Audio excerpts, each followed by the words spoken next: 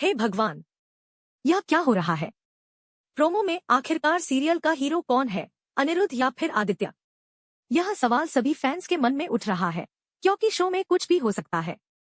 Show के makers कभी भी एक नया मोड़ डाल देते हैं, जिससे दर्शकों को समझ में नहीं आता कि आखिर हो क्या रहा है। झनक सीरियल में फिर से एक चौंकाने वाला मोड़ आ गया है और इसके चलते झनक के फैंस को एक बड़ा झटका लगने वाला है।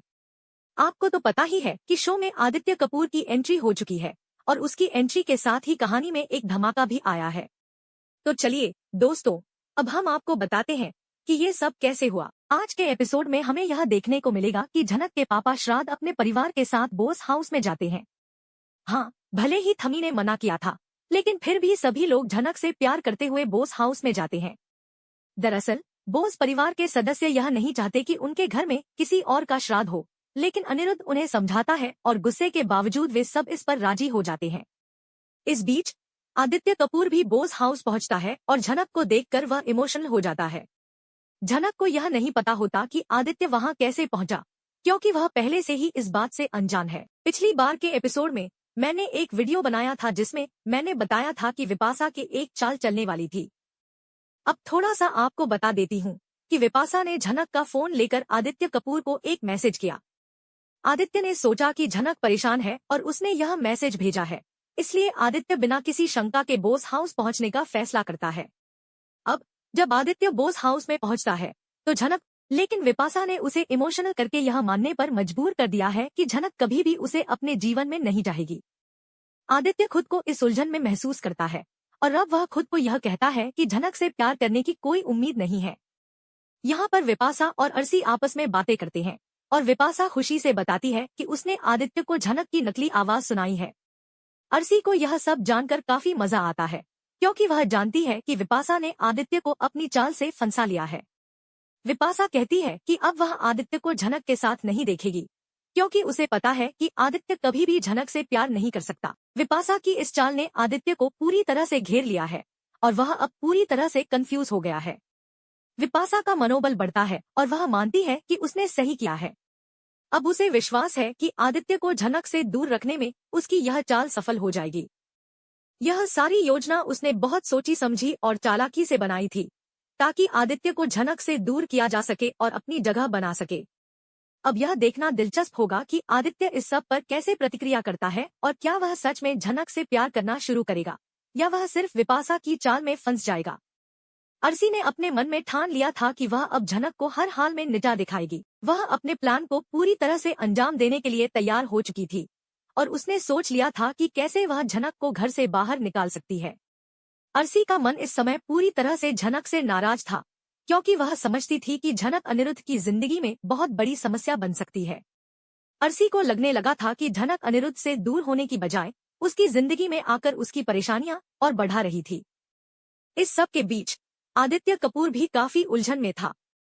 वह सोच रहा था कि झनक से यह सब क्यों कहा गया है और क्यों उसे इतना गहरे सवालों के घेरे में डाल दिया गया है। आदित्य ने फैसला किया कि वह झनक से इस बारे में पूछेगा, लेकिन फिर उसने सोचा कि शायद झनक उसे सरप्राइज देना चाहती थी, इसीलिए उसने अभी तक यह बात नहीं बताई होगी।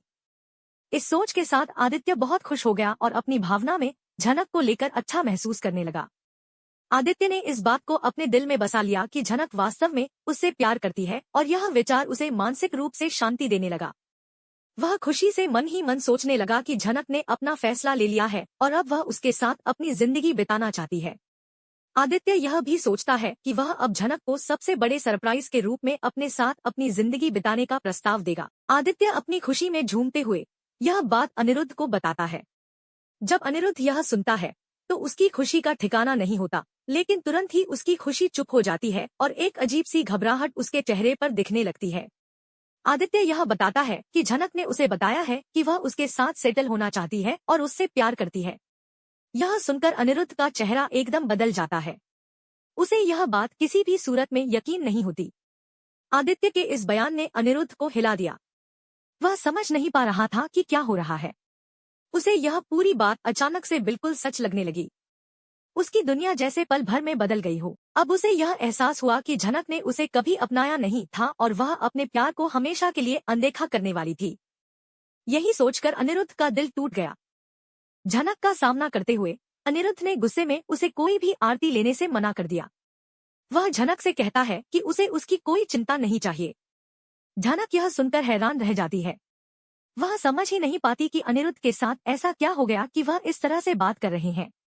वह बार बार पूछती है, क्या हुआ सर जी, आप इस तरह से क्यों बात कर रहे हैं? लेकिन अनिरुद्ध चुप रहता है और उसे जवाब नहीं देता। वह बहुत दुखी होकर अपने कमरे में चला जाता है। अनिरुद्ध के कमरे में जाने के बाद झनक को उसकी हालत देखकर कुछ समझ नहीं आता।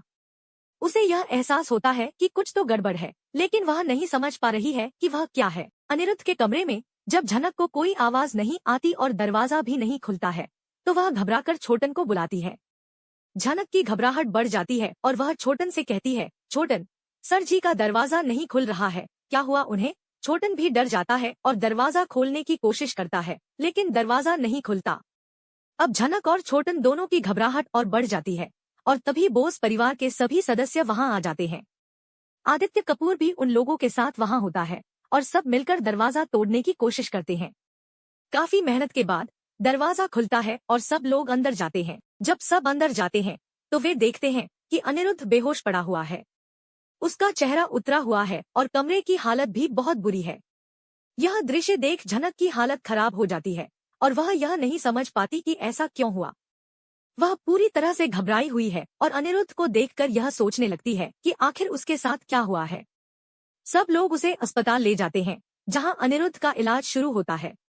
झनक की परेशानियां अब और बढ़ जाती हैं, क्योंकि वह यह समझ नहीं पा रही कि अनिरुद्ध ने इतना कुछ क्यों किया। वह अपने आप से सवाल करती है, क्या मैं ही इसके लिए जिम्मेदार हूँ? झनक के लिए यह सब बहुत ही मुश्किल होता है, क्योंकि उसने कभी भी किसी को नुकसान नहीं पहुंचाया था। लेकिन इस समय अनिरुद्ध की हालत देखकर झनक को यह समझ में आता है कि कुछ बहुत ही गलत हो गया है।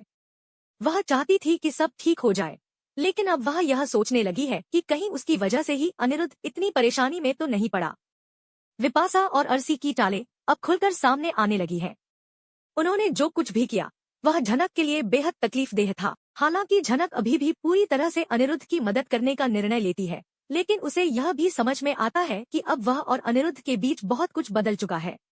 विपाशा और अर्सी ने झनक को जो कुछ भी सुनाया वह झनक के लिए बेहद चौंकाने वाला और दर्दनाक था। दोनों ने उसे यह कहकर उलाहना दिया कि सारी परेशानी की जड़ वह खुद है और जो कुछ भी हो रहा है उसकी वजह वह ही है। इस दौरान अनिरुद्ध को अस्पताल ले जाया गया था और डॉक्टर्स ने उसका चेकअप किया। जैसे ही अनिरुद्ध को होश आया, डॉक्टर ने उसे चेतावनी दी कि वह अपनी हालत पर ज्यादा तनाव न ले। डॉक्टर ने कहा, तुम बहुत कमजोर हो गए हो, अगर तुमने अब और स्ट्रेस लिया तो यह तुम्हारे लिए जानलेवा हो सकता है। तुम्हारी हालात ऐसी है कि यह तुम्हारे लिए खतरे का संकेत हो सकता है। यह सुनकर शंभू जी चिंतित हो गए और बोले, क्या करें डॉक्टर साहब, लड़का पागल हो गया है। वह उस लड़की के चक्कर में फंसा हुआ है जो पागलपन की हदें पार कर चुकी है।